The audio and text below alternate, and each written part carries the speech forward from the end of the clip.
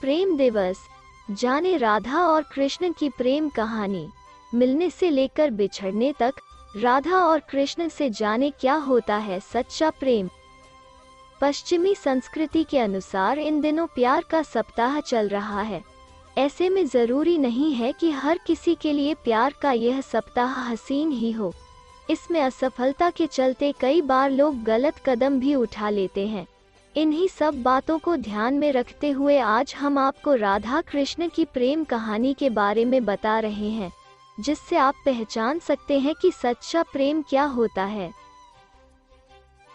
इसमें राधा जो बाल गोपाल के साथ बड़ी हुई, उनके साथ खेला कूदा, रास रचाए। इतना ही नहीं, कृष्ण ने सबसे ज्यादा बंसी राधा के कहने पर बजाए।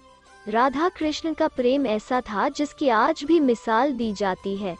लेकिन सबसे दिलचस्प बात यह है कि इतने प्रेम के बाद भी कृष्ण राधा की मिलन नहीं हुआ, उनकी शादी नहीं हुई। कुल मिलाकर इसमें प्यार है तो एक दूसरे से दूर रहना भी। इस कथा को आपके सामने रखने का मकसद केवल प्यार में बिछड़ जाने वाले को गलत कदम उठाने से रोकने का है। दरअसल हिंदू धर्म में भी राधे श्याम या राधे कृष्ण ये शब्द अटूट प्रेम का हिस्सा माने जाते हैं। भले ही ये एक दूसरे के कभी हो नहीं सके, लेकिन फिर भी इनका एक दूसरे के साथ ही हमेशा नाम लिया जाता है।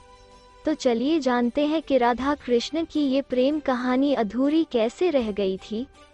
एक और जहाँ कई लोग राधा सिर्फ काल्पनिक मानते हैं, इसका कारण ये है कि भागवत जिसने भी पढ़ी है उसका कहना है कि सिर्फ दशम स्कंद में ही जब महारास का वर्णन हो रहा है, वहीं एक जगह राधा के बारे में बताया गया है कि वो भी रास कर रही हैं और आनंद ले रही हैं, जबकि अलग अलग ग्रंथों में राधा और कृष्ण की गोपियों का अलग वर्णन है। एक जगह ये भी लिखा है कि कृष्ण की 64 कलाएं ही गोपियां थीं और राधा उनकी महाशक्ति, यानी राधा और गोपियां कृष्ण की ही शक्तियां थीं, जिन्होंने स्त्री रूप ले लिया था। कुछ जानकारों के अनुसार तो गोपियों को ही भक्ति मार्ग का परमहंस, जिसके दिमाग में दिन रात परमात्मा रहता है, तक कहा गया है, क्योंकि उनके मन व दिमाग में 24 घंटे कृष्ण ही रहते थे। वहीं राधा और कृष्ण के प्रेम का असली वर्णन मिलता है गर्ग संहिता में।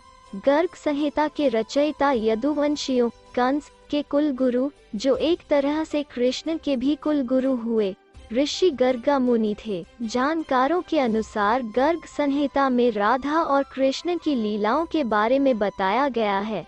इस संहिता में मधुर श्री कृष्ण लीला है, जहाँ राधा कृष्ण के प्रेम के बारे में बताया गया है। वहीं इसमें राधा जी की माधुर्य भाव वाली लीलाओं का भी वर्णन है। गर्ग संहिता में श्रीमद् भगवद गीता में जो कुछ सूत्र रूप से कहा गया है, उसी का बखान किया गया है।